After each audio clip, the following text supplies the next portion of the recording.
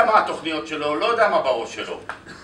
אם הוא חושב, ואני מאוד מקווה שיש פה מישהו עם טלפון פתוח אליו, כדי שהוא ישמע כל מילה שאני אומר, ואני מדבר בקול חזק, כדי שהוא ישמע.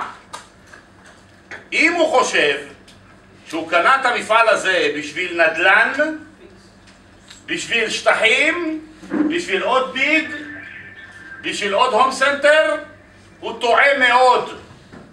הוא טועה מאוד. אנחנו מכבדים אותו כבעל הבית, אבל עם כל הכבוד, בעל הבית אין לו זכות לחסל מפעל היסטורי. המפעל הראשון בתולדות באר שבע עם קום מדינת ישראל ב-1953. לא הוא ולא 10 כמוהו ולא 100 כמוהו לא יסגרו את המפעל הזה, לא יוציאו מפה את ההסתדרות, לא יבטלו את ההסכם הקיבוצי, לא יבטלו את ועד העובדים. יש לו רק ברירה אחת, אם הוא רוצה להתפטר מהמפעל הזה, אין לנו שום בעיה שימכור את המפעל הזה למי שהוא רוצה.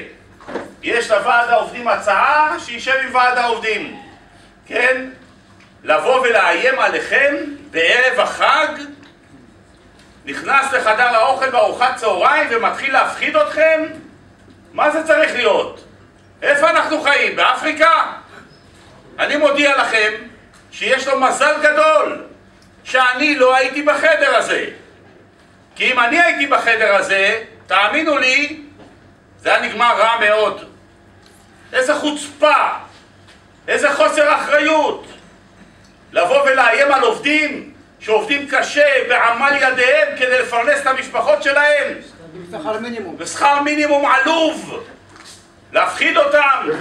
אני רוצה לקצץ מכם, לקצץ תווים, לקצץ סופי שבוע, ביקוד, הנעלה, מענק, דמי הבראה. מי הוא שיבטל דמי הבראה? זה על פי חוק מדינת ישראל. הוא מעל חוק המדינה. אני מפה מעביר מסר לאדון גולן.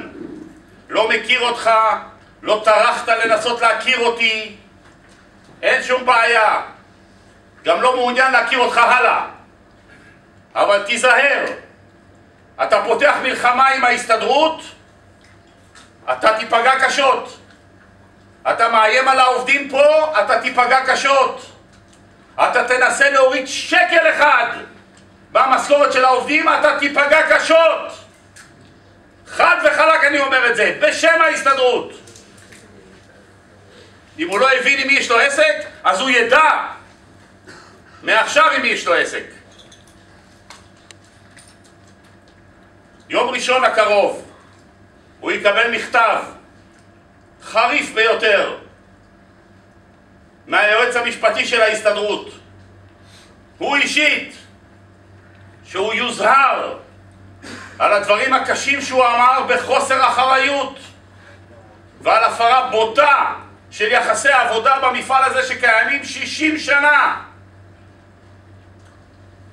והוא יידרש להבהיר את כוונותיו לגבי המפעל הזה, ויאמר לו במפורש במכתב הזה, אל תאיים על העובדים, כי אם אתה תאיים אנחנו ניכנס בך בכל הכוח. שיהיה ברור. מה זה פה, ג'ונגל? בא עם הצעצוע שלו ועושה עלינו רושם? על מי זה עושה רושם?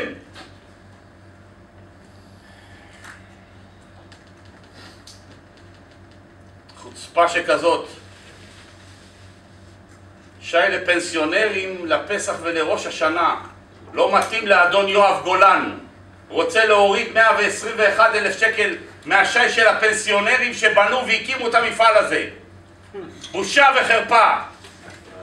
מתקן, אין לו אוכל, מתקן. עכשיו תראו, אני רוצה שיהיה ברור דבר אחד. כל מה שאני אמרתי פה, וכל מה שאני מזהיר את האדון הזה, זה תלוי בכם, מה יהיה. רק בכם. כי מה זה הכוח שלנו? הכוח שלנו זה אתם. מה זאת ההסתדרות? מאיר בביוף? כהן סולומון? אלי קצב? לבד? לא. ההסתדרות זה אתם. אתם חברי ההסתדרות.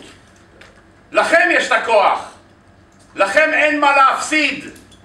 אם בעל הבית כזה משתגע, אתם תוכיחו לו שאתם יודעים להתמודד. ואיך אמר אלי? ברגע שתשמעו את המילה כולם לשער, אז כולם לשער, והם נשארים בשער. ואם הוא יגיד אוקיי, טוב מאוד, אתם שופטים, אני סוגר את המפעל, תסגור, אל תאיים על אף אחד, אל תפחיד אף אחד. אנחנו נבוא אליך הביתה עם כל העובדים, עם הטלוויזיה, עם העיתונות, עם התקשורת. על מי הוא עושה רושם? את מי הוא מפחיד?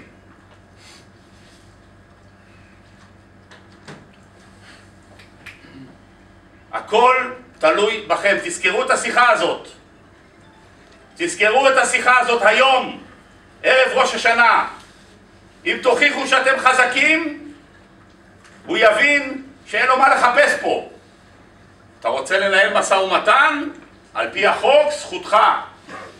אתה רוצה לבוא, לשבת ולדבר על בעיות, זכותך. לבוא לאיים, לבוא להפחיד, להוציא את ההסתדרות מהמפעל. למה מי הוא שיוציא את ההסתדרות מהמפעל? ההסתדרות הקימה את המפעל הזה.